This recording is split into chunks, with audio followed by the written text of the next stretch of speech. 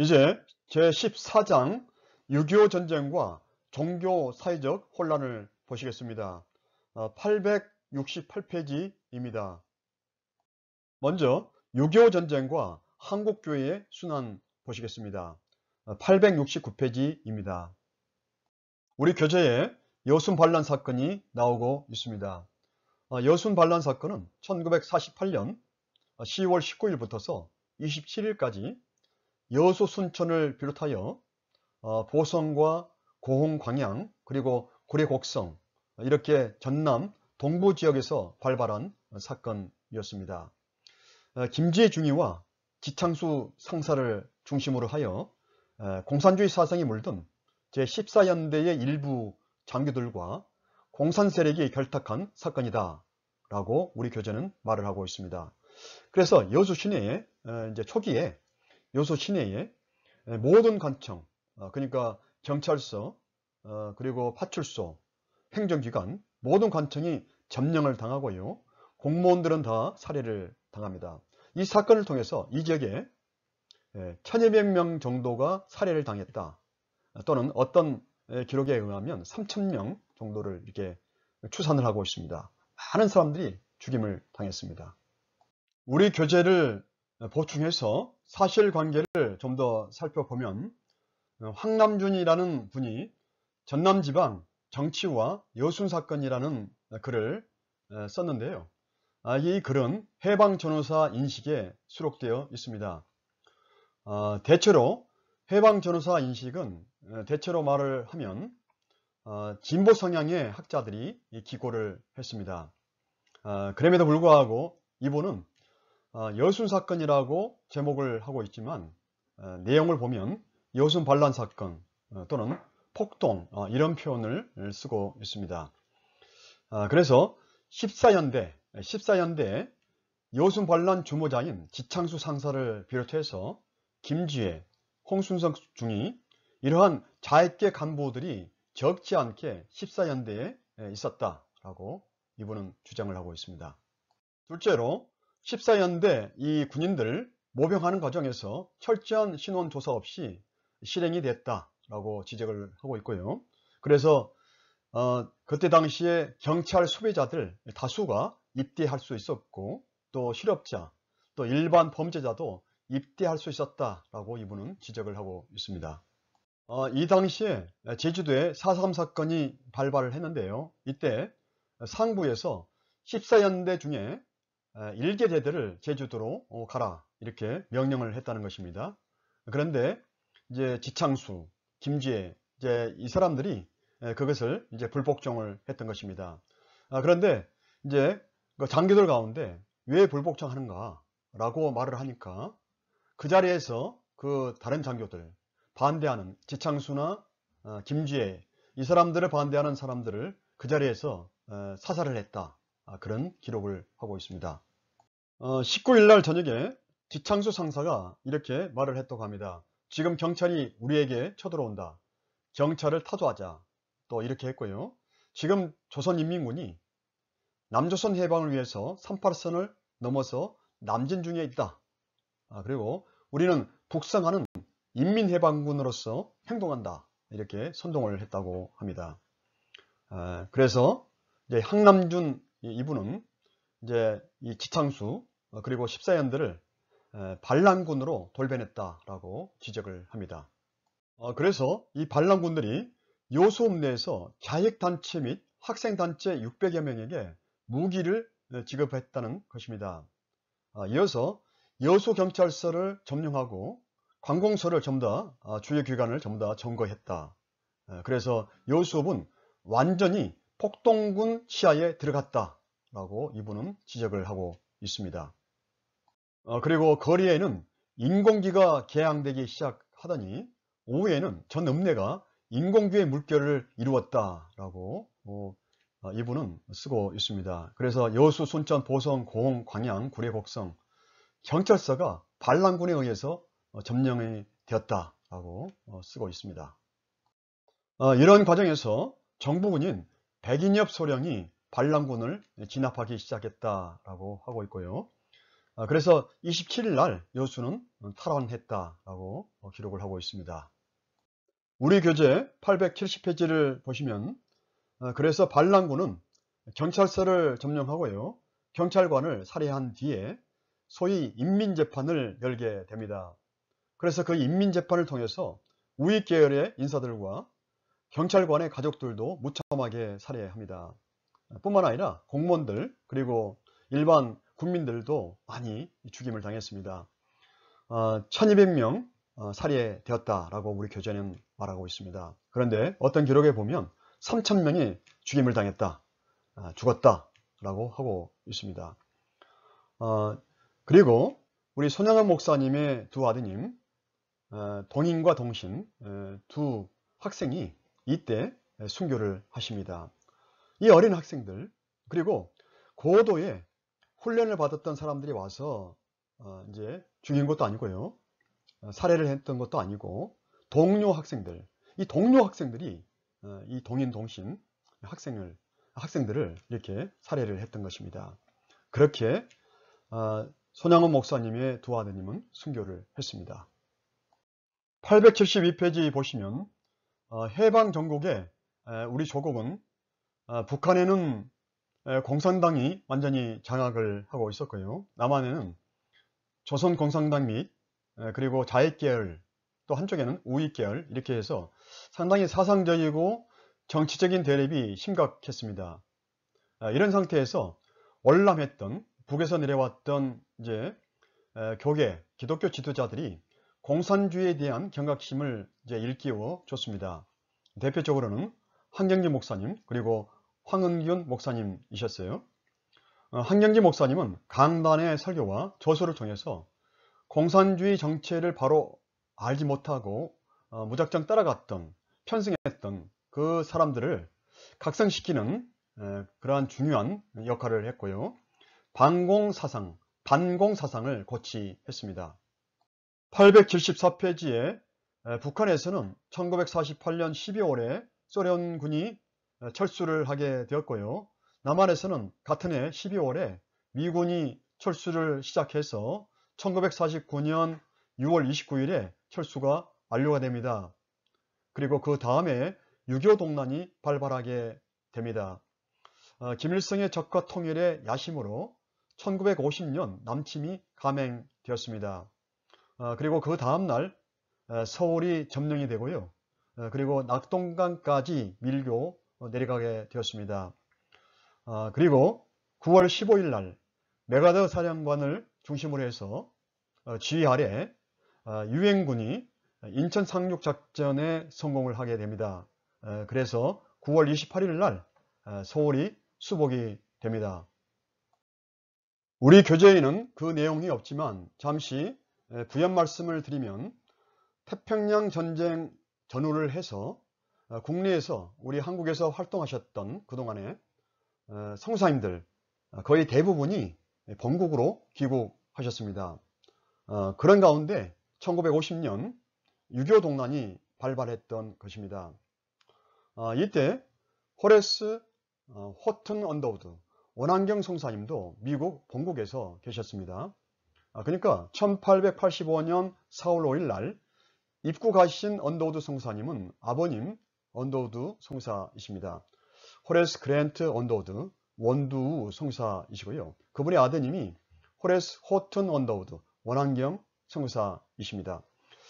그런데 미국 본국에서 한국에 전쟁이 일어났다는 것, 이 소식을 접하게 됩니다. 그래서 한국에는 전쟁이 일어나고 있고 위기의 그런 순간에 있다. 그렇다면 내가 미국 본국에서 이렇게 안전하게 있어야 되는가 라는 생각에 바로 원안경 성사님 입국을 하십니다. 그리고 원안경 성사뿐만 아니라 그분의 세 아드님 원일환, 원재환, 원득환, 이 세 아드님이 6.25 동란에 참전을 하십니다. 그런데 원안경 성사님은 동란 중에 부산에서 이제 활동을 하시는데요. 미군 고문으로 활동을 하시다가 가로와 질병으로 소천을 하십니다. 이 원안경 성사님과 그리고 세 아드님, 이분들의 한국 사랑에 당시에 신문 뉴스에 대대적으로 보도가 되기도 했습니다. 참으로 이분들은 한국을 사랑했던 분들이었습니다. 876페이지 보시면 450만의 피난민들이 수개월 동안 남한으로 피난해 옵니다. 877페이지 보시면 수많은 교계 지도자들과 기독교인들이 단지 기독교인이라는 이유 때문에 순교를 당하게 됩니다. 이때 손양원 목사님도 순교하시는데요. 미평들녘에서, 그러니까 요수와 순천 사이에 있는 미평들녘에서 공산군의 총살로 인해서 순교하십니다. 그리고 3.1 독립운동 때 말씀드린 바 있는 수피아 여학생 윤혈려, 나중에 전소사님이 되시죠. 한쪽 손을 잃고 한쪽 눈을 실명했던 그분이 바로 윤혈려 선생이신데요. 이때 이분도 미평들녘에서 순교하십니다. 그리고 영광 염산교회 77분이 순교를 하시고요. 그 외에도 수많은 성도들이 순교를 당하게 됩니다. 서울 IMCA 회관과 성소공회, 그리고 대한기독교소회에서 보존되어 오던 기중본들이 이때 소실됩니다. 6.25 때 인민군이 어떤 마을을 점령하게 되면 먼저 교회당을 접수했습니다. 그래서 교회당을 인민위원회 사무실로 사용했습니다. 6.25 때 수많은 그리스도인들이 학살을 당하고 순교했습니다. 전남 지방만 해서라도 영광옥 교회가 32분이 순교하시고요. 그리고 법성포 교회 24분, 그리고 배수교회가 53분, 그리고 야월교회가 어린이를 포함해서 66분이 순교를 했습니다. 조금 전에 영광 염산교회를 봤는데요. 77분이 김방호 목사님 가족을 비롯해서 77분이 순교했습니다. 이 공산군이, 인민군이 무기로도 학살을 했지만 특히 이 청년들 돌멩이, 무거운 돌멩이를 이렇게 새끼줄로 해서 그 몸에다가 이렇게 묶어 가지고 그 앞바다에 던져 버리는 것이죠. 수장을 시켜 버리는 것입니다. 이 청년들을, 이 살아있는 사람을 돌을 몸에 묶어 가지고 앞바다에 던지는 것입니다. 사람으로서 할 수 없는 이 잔인무도한 이 짓을 했던 것입니다. 이 교회가 오늘날의 영광의 염산교회입니다. 염산교회의 77인 순교 기념비입니다.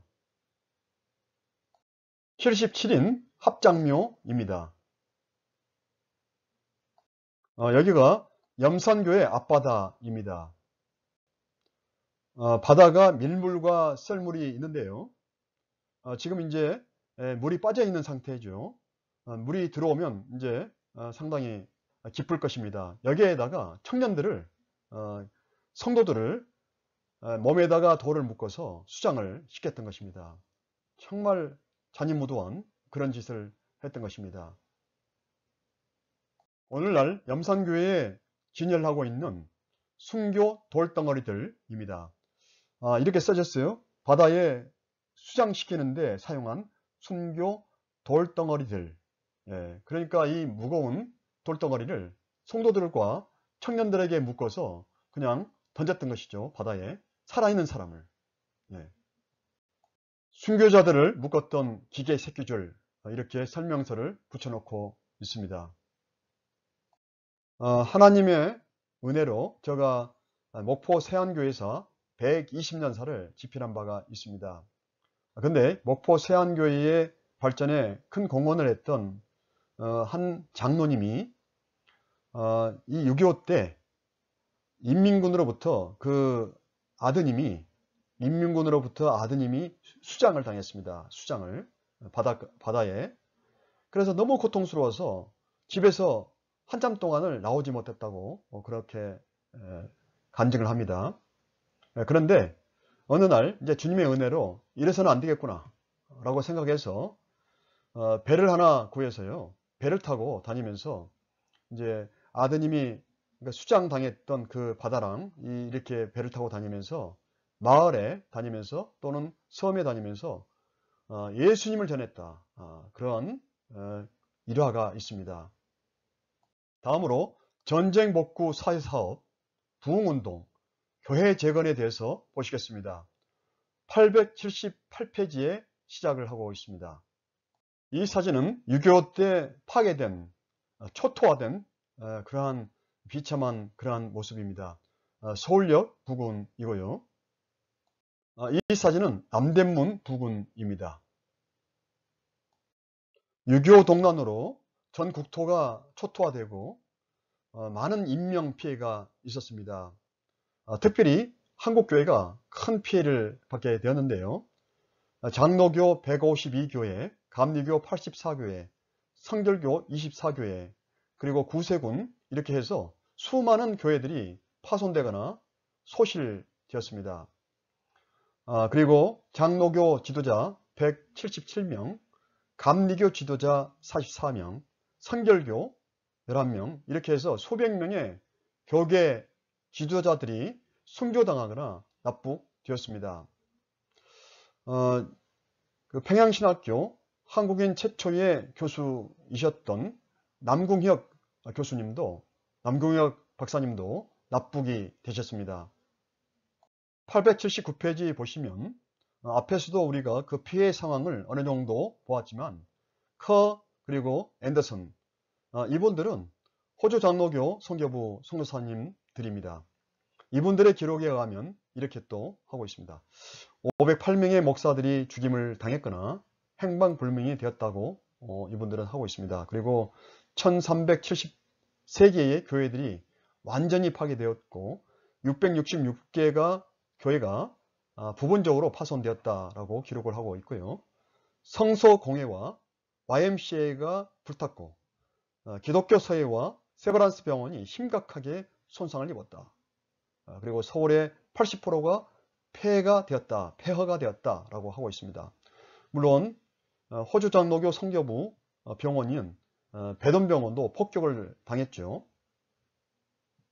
6.25 동란 때 한국군과 유엔군의 사상자를 합산해 보면 77만 명이 넘는다고 그런 통계가 있습니다. 물론 통계마다 차이가 있습니다. 어쨌든 이 유엔군들, 청년들이죠.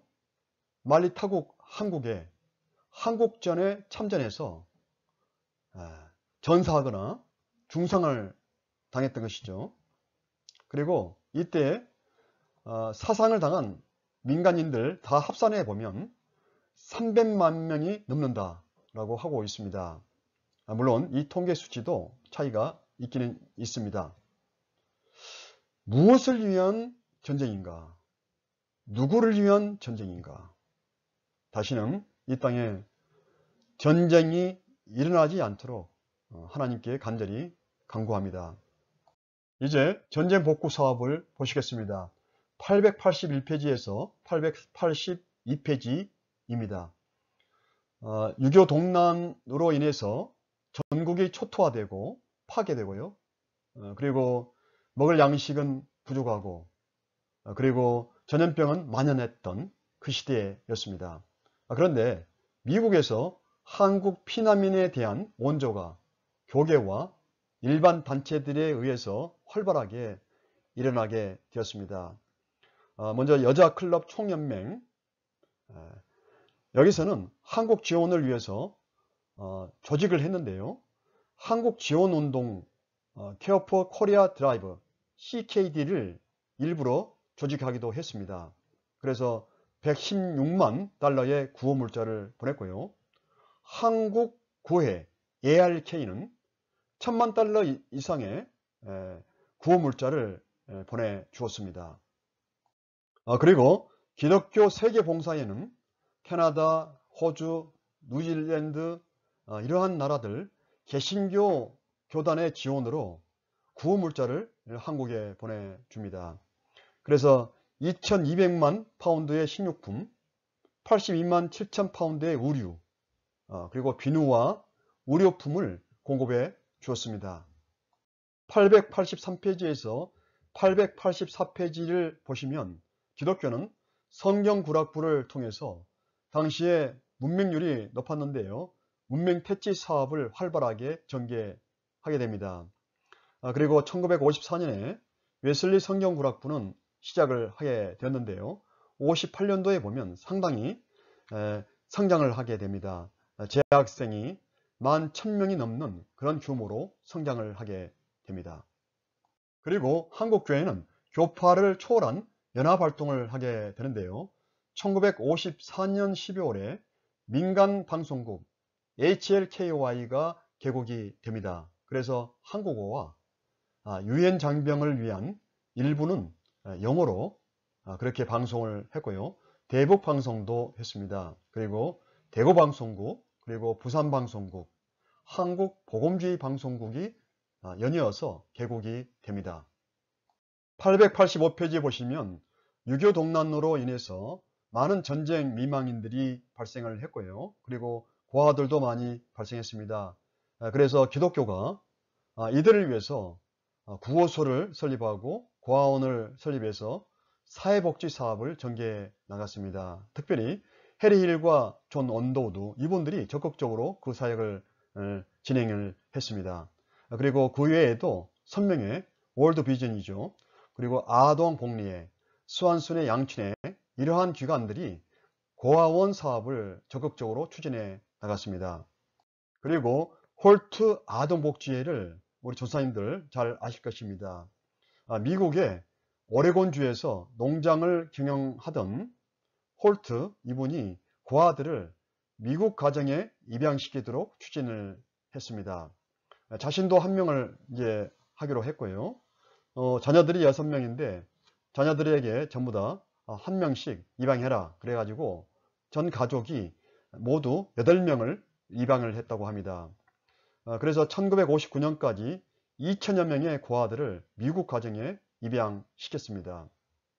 그리고 전쟁 중에 폭격을 맞거나 총에 맞아서 손발을 잃은 그러한 상위 군경 그리고 민간인들도 있었습니다. 그래서 대전의 토레이 박사가 의수족 사업을 전개했습니다. 그래서 2천여 명이 이 기관의 도움을 받기도 했습니다. 886페이지 보시면 기독교 세계봉사회가 세브란스 병원과 협력해서 소아마비 치료사업과 계획사업을 지원했습니다. 매년 700여 명의 소아마비 환자가 치료를 받을 수 있었고요. 계략에도 5천여 명의 환자가 치료를 받을 수 있었습니다. 물론 이런 기관뿐만 아니라 전국에 예를 들어서 강주에도 계략병원 그리고 여수예양병원에서도 의수족 사역을 감당을 했었습니다.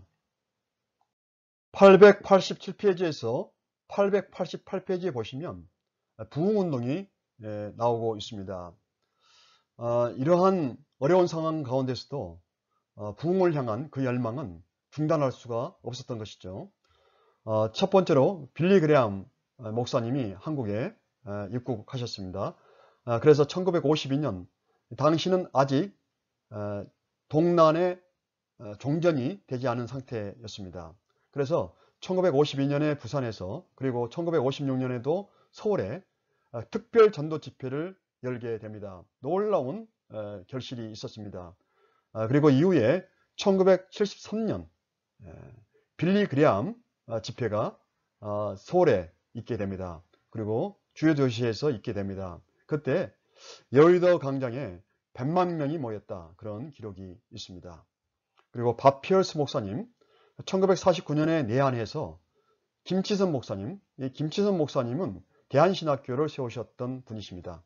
이 김치선 목사님과 한경진 목사님과 함께 5번의 전도 집회를 통해서 해방 후에 한국교회의 영적 재건운동에 크게 공헌을 하게 됩니다. 1955년 서울, 대구, 부산 이 대도시를 다니면서 부흥운동을 전개해서 2만 명의 결신자를 얻게 되었던 것입니다. 빌리 그레암 목사님이십니다.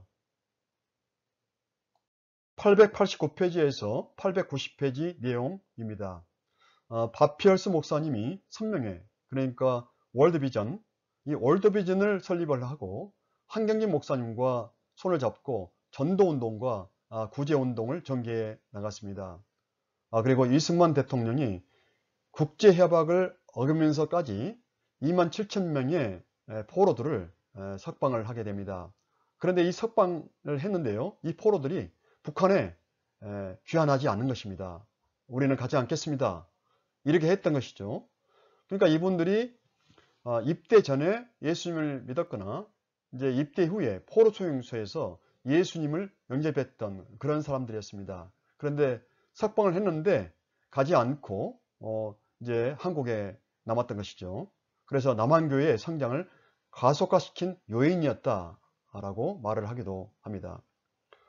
그리고 아울러서 각 교단은 부흥운동을 이 시기에 전개를 했습니다.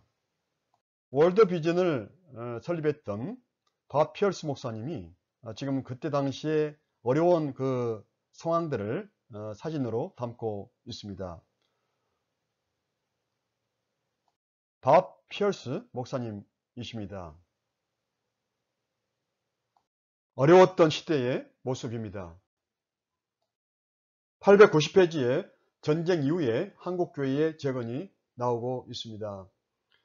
전쟁 중에 수많은 교회당이 파괴되거나 소실되었습니다. 전쟁 직후에 이제 수많은 한국의 우리 교회의 건물들이 수리되거나 수축되거나 신축되었습니다. 이렇게 될 수 있었던 것도 하나님의 은혜입니다. 1955년 장로교 1200개 교회, 그리고 감리교 500개 교회, 성결교 250개 교회, 도합 2000여 교회의 건물들이 새로 세워졌습니다. 895페이지 보시면 성경구락부의 발전 상황이 나오고 있습니다. 이 성경구락부에서 청소년들에게 성경뿐만 아니라 한글도 가르쳤던 중요한 역할을 했습니다. 장로교 성경구락부는 1959년에 7천여 개의 7만 명의 학생들이 참여하고 있었고요. 감리교의 성경구락부는 1만 2천 명의 학생들이 참여하고 있었습니다. 이제 군종과 군목의 시작을 보시겠습니다. 1948년 5월 10일 날 총선거가 있게 되고요. 조선경비대가 창설됩니다. 이 조선경비대가 발전되어서 국군이 되는 것이죠. 그래서 군내 종교활동을 지원하기 위해서 군종제도가 도입이 됩니다. 정훈 장교인, 정달빈 목사님, 그리고 황규호, 이민광, 이분들을 중심으로 해서 30여 명이 남산교회에서 군인들만의 예배가 시작을 하게 됩니다.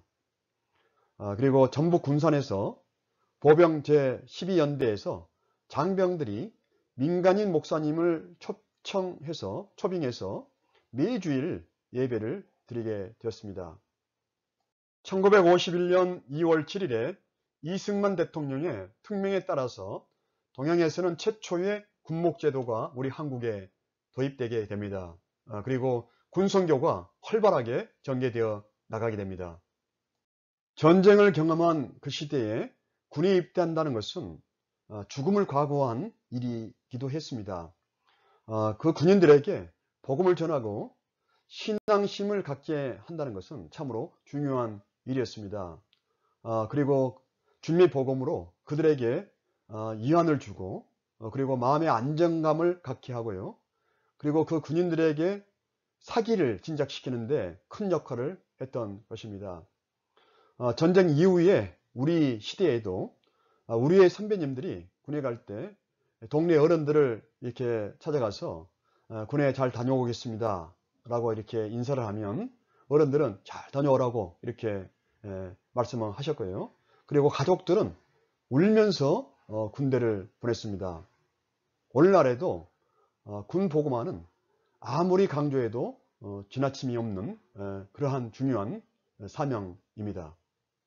897페이지 보시면 전쟁 포로에 대한 복음 전파 활동입니다. 포로 수용소에 16만 4천 명의 공산군 포로에 대해서 복음 전파 선교 활동을 왕성하게 진행을 했습니다. 대구와 부산에서는 해리일 성사님을 중심으로 해서 진행을 했고요.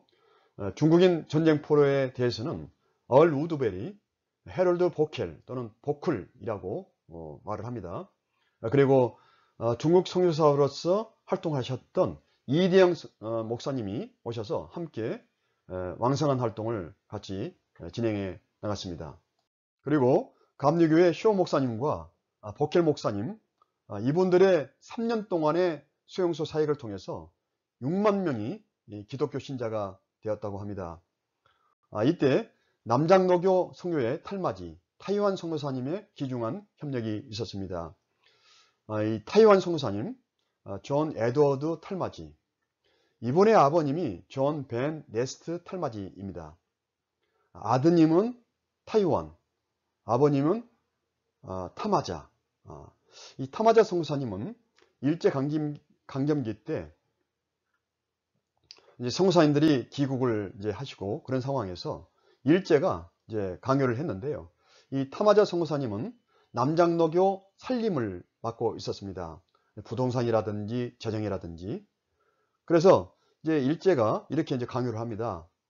그런 것들을 부동산이랑 다 넘겨라. 그렇지만 이 타마자 선교사님은 끝까지 버티고 넘기지 않았다라고 그러한 기록이 있습니다.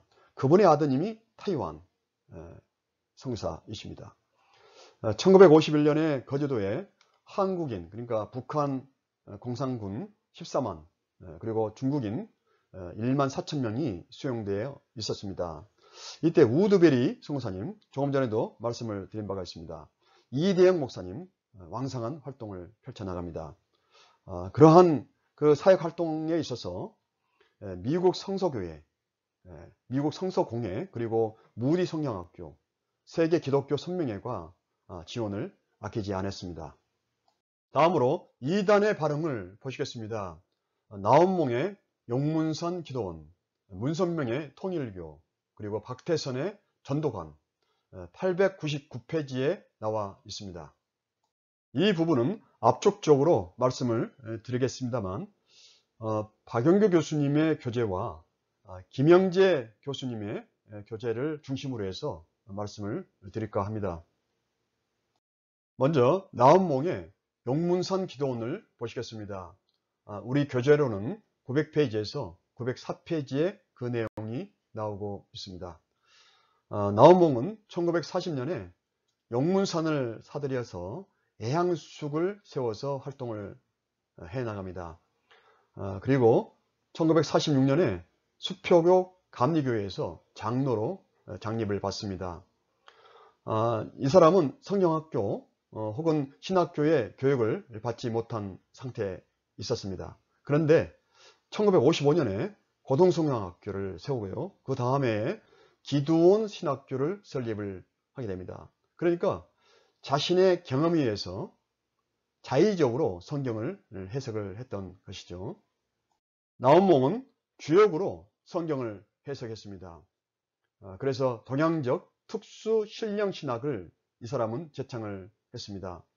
그러니까 혼합 종교적 교리를 내세우고 있었던 것입니다.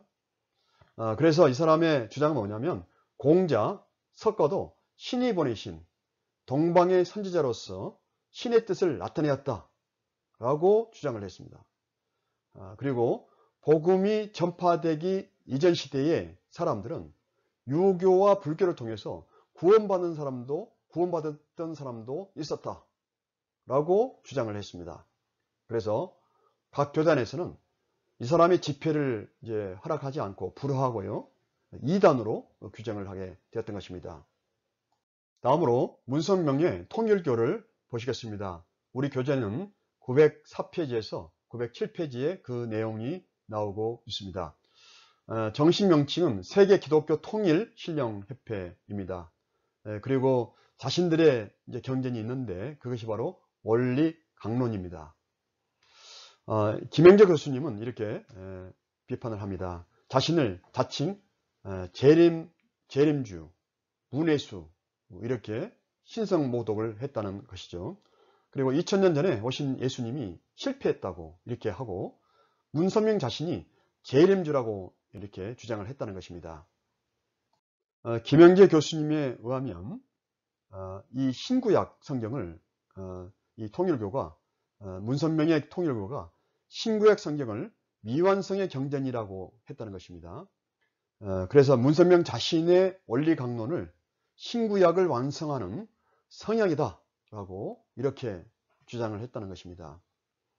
그리고 문선명과 박태선은 한국주 등의 영향을 받아서 피가람의 혼음교리를 실천했다고 김영재 교수님은 지적을 하고 있습니다. 다음으로 박태선의 전도관을 보시겠습니다. 우리 교재는 907페이지에서 928페이지에 나와 있습니다. 이 박태선이 처음에 교회를 출입하면서 새벽기도를 열심히 나왔다고 합니다. 그리고 새벽기도뿐만 아니라 노반 정도도 열심히 나가서 전도를 하고요. 그리고 교회 봉사도 열심히 했다고 합니다. 그러니까 교역자들의 눈에 이제 들어오게 되는 것이죠. 그 교회가 바로 남대문 교회, 김치선 목사님이 심호하셨던 남대문 교회였습니다. 나중에 이제 대한신학교를 김치선 목사님이 세우시죠. 그래서 남대문 교회의 장로로 이후에 피택을 받게 됩니다. 그리고 100여 명의 목사들이 그에게 이제 안수를 받았다, 그런 기록이 있습니다. 그리고 성령이 이슬같이 내린다, 향취가 난다, 죄가 타는 악취가 난다, 이런 말들을 많이 했다고 합니다. 그의 말과 그의 행위는 점점 더 심각해지는데요. 자신을 동방의 의인, 감람나무로 지칭을 하기도 했습니다. 자기의 발을 씻은 물은 생명수다 라고 하기까지 하는 그러한 불경죄를 범하기도 했습니다. 그리고 신앙촌을 건립해서 자신을 따르는 사람들의 재산과 노동을 착취하기도 했습니다. 그리고 피가름, 그 영체교환이라는 미명하에 호언음 행위를 자행했다 라고 우리 교재와 김영재 교수님은 비판을 하고 있습니다. 수업 중에 조선신학교와 고려신학교가 종종 등장을 했습니다. 이 시간에는 간략하게 두 학교에 대해서 언급을 하겠습니다. 조선신학교는 김재준, 송창근, 최필근, 김대현, 이분들이 이제 설립을 준비하게 되었는데요.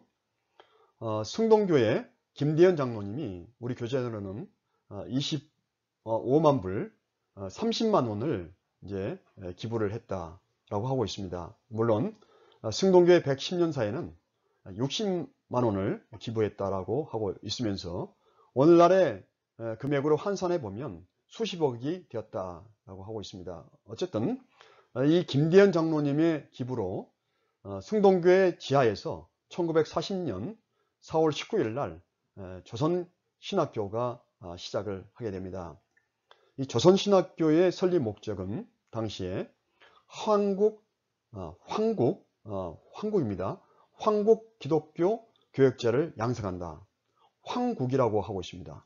황국 기독교 교역자를 양성한다 라고 하고 있습니다.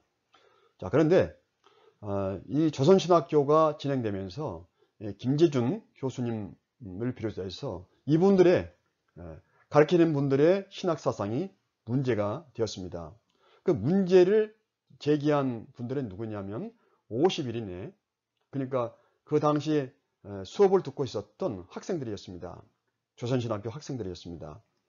이분들이 50일인 동지회라고 하기도 합니다. 이분들이 김재준 이 교수님을 비롯해서 이분들의 신학사상이 잘못됐다는 것을 증명을 하면서 자료를 제출하면서 이제 연설을 해서 당시에 1947년 4월 17일 날 33회 총회가 있게 되는데 총회에다가 진정서를 제출하게 됩니다. 자유주의 신학을 우리에게 가르치고 있습니다. 신정통 신학을 우리에게 가르치고 있습니다. 이렇게 진정서를 총회에다가 제출하게 됩니다. 이때 51인 중에는 정규호, 차남진, 신보균, 김준곤, 김일남, 최성원 이분들이 포함되어 있었습니다. 여기에서 이제 김준곤 이분은 이제 한국의 CCC를 창립했던 김윤곤 목사님이십니다.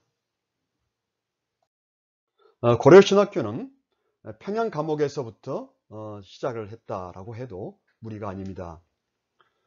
그러니까 1938년에 시자참배가 가결이 되고 우리 총회에서, 그리고 이제 그 다음에 평양신학교가 이제 폐교가 됩니다. 평양신학교가 폐교가 되고 조선신학교가 이제 설립이 되는데 자유주의 신학을 가리키고 있는 상황이었죠. 이제 그런 상태에서 주남수 목사님, 한상동 목사님이 평양 감옥에서 이제 기도하면서 신학교를 새롭게 설립을 해야 되겠다, 그러한 계획을 갖게 됩니다. 이제 추록을 하게 됩니다. 그리고 이제 1946년 6월 23일부터서 8월 20일까지 진해에서 신학강좌를 열게 되는데, 이때 신학강좌를 이끌었던 분이 박윤선 목사님이셨습니다.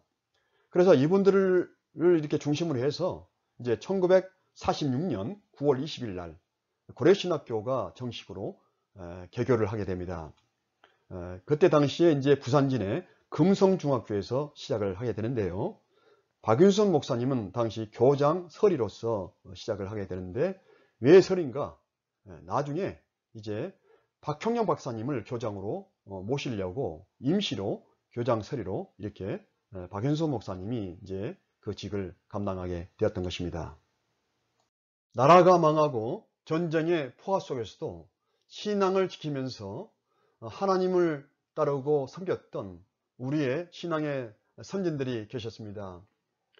그분들은 생명을 걸고 신앙의 자유를 쟁취했고요.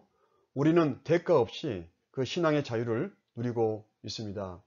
이제 우리가 우리의 선진들의, 신앙의 선진들의 그 신앙과 그 고귀한 정신을 계승 발전시켜 나가기를 주의 이름으로 축복합니다. 여러분, 오늘도 너무도 수고 많이 하셨습니다. 잠시 기도하고 수업을 마치겠습니다. 하나님 아버지, 우리 모두가 성령으로 충만케 하여 주옵시고, 살아계신 하나님을 바라보고 주님을 향한 사랑이 더 뜨거워지게 하여 주옵시고, 이 시대적 사명 잘 감당하게 하여 주옵소서. 우리 전사님들 한 주간도 건강과 안전을 지켜보아여 주옵소서. 예수 그리스도 이름으로 감사하며 기도드립니다. 아멘.